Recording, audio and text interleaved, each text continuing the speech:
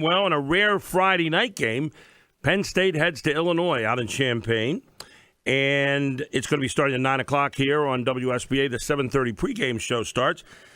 And this guy will be part of it. Steve Jones, radio voice of the Penn State Nittany Lions, joins us this morning live from Champaign, Illinois. And he got up a little bit early for this. So, Steve, thank you so much. You got a long day ahead of you, right? Yeah, it feels like a basketball trip in a lot of ways for me because, with basketball, there's all these night games during the middle of the week. The difference is in basketball, you have shoot-around. In the middle of the day, you go over to the arena. They go through a practice. You tape the pregame show with Patrick and the whole thing, so at least it breaks the day up. That's the difference between that and this. You don't have anything in the middle of the day to break it up. Somebody asked me the other day when they heard you were going to be on, they said, could you ask Steve a question? How does he get ready for these games? How much time does he spend during the week and then during game day getting ready for a Penn State game? So I'm going to ask you that question, Steve. Well, game day is the easiest day. Right. I mean, that's the one. I don't do anything except go in and do the job. So there's no extra preparation. I always have a theory that if you're not ready by Thursday, there's nothing you can do to get yourself even more ready for the game. So I put together all the charts and everything that I have on Sundays, and so I have all the stats. And then I go to practice every day. So I'm there Sunday, Tuesday, Wednesday, Thursday. Obviously, I do the quarterback club with James. Now, the odd thing was on Wednesday, because of the way it worked out, I interviewed James 3 different times on Wednesday. Wow. I had to do the quarterback club, then I had to do the talk show with him, and then I had to tape the pregame show with him. So I had to do 3 separate interviews with him in one day. And you put all that together, then I look at the analytics, then I look at video of the opposing team. I usually talk with the opposing broadcaster at some point. I actually start doing all this preparation in April and May. I can do all the basics on every team, football and basketball, and they usually take about 6 weeks to put that together on everybody when it's more relaxed and they have more time to do it.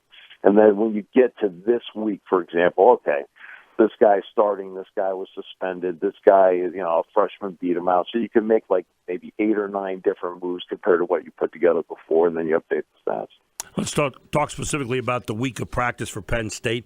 We know, Coach Franklin has said every team is the same for us. We prepare the same way. What kind of week of practice have they had? And, again, do you ever hear anything from Coach Franklin about don't look ahead to Ohio State? We got this on the docket for this next week. No, you know what he established with this program very early on, and now he's recruited every player in the program, that they take each week the same. Ohio State was never brought up one time. Not one time. He did not even have to tell them about that this week. So that never once came up in conversation. The only thing he brought up at all was, look, I don't want to hear any talk about short weeks. Illinois has the same week we do. Let's get to work. This is the one time where they've had to go 12 consecutive days. You're supposed to get a day off during the course of a week. So the Monday after Pitt, that was the day off.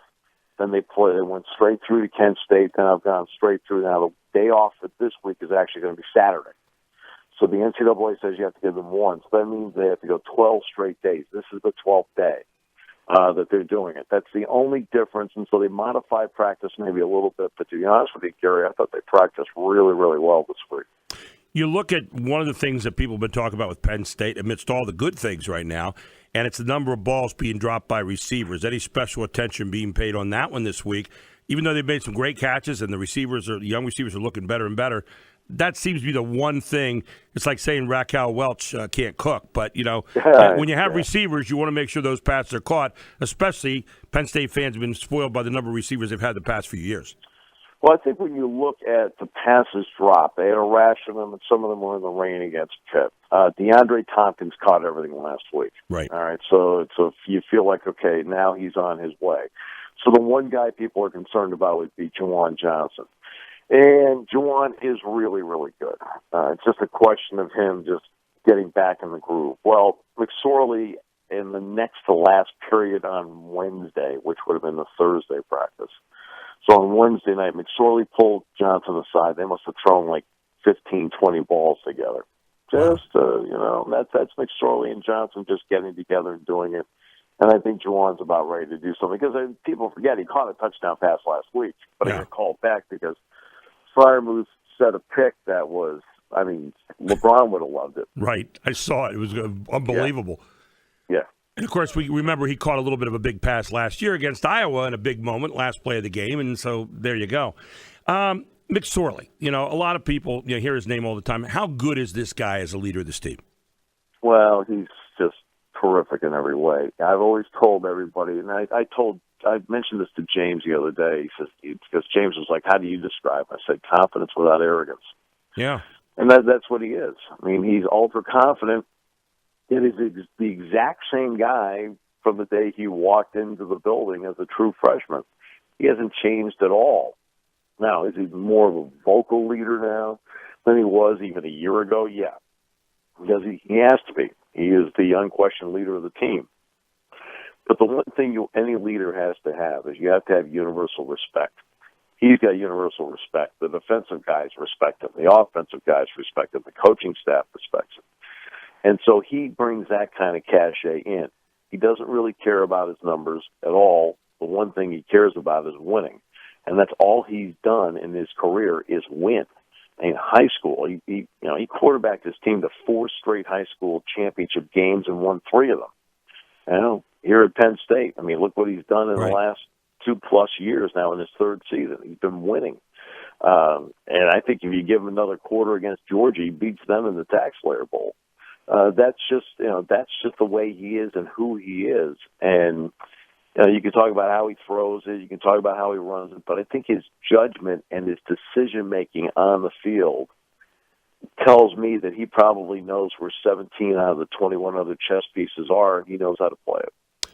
Illinois, obviously on paper, 28-point favorites, but that's why you play the game. Illinois, down a little bit after losing to South Florida last week. Of course, they were losing to Kent State 21-7 a few weeks ago before coming back to win 31-24. About 45 seconds left. Quick thumb analysis here on Illinois going into tonight. Well, Gary, I think Lovie Smith made the right decision. He came in here and then just started recruiting, okay? And then he decided in the middle of last year, the heck with this, I'm going to start playing my kids. I'm going to start playing the guys I recruited. Right. And sure, they took their lumps, but now they're better. And I think they're better in a couple ways. They run the ball really well. Offensive line's pretty good, a couple good running backs. They kick the ball really well. The problem they had last week with South Florida is the old adage, it takes 3 field goals to beat a touchdown. They got 4 field goals last week. They weren't finishing drives.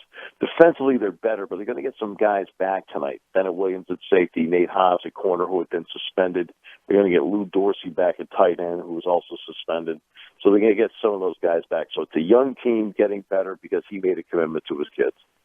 And that's the way you're going to kind of try to build a program here. Steve will be listening tonight. Always great stuff. Thank you so much for your insights this morning, and have a wonderful game this evening. Hey, thanks, Gary. Appreciate it. Take care, my friend.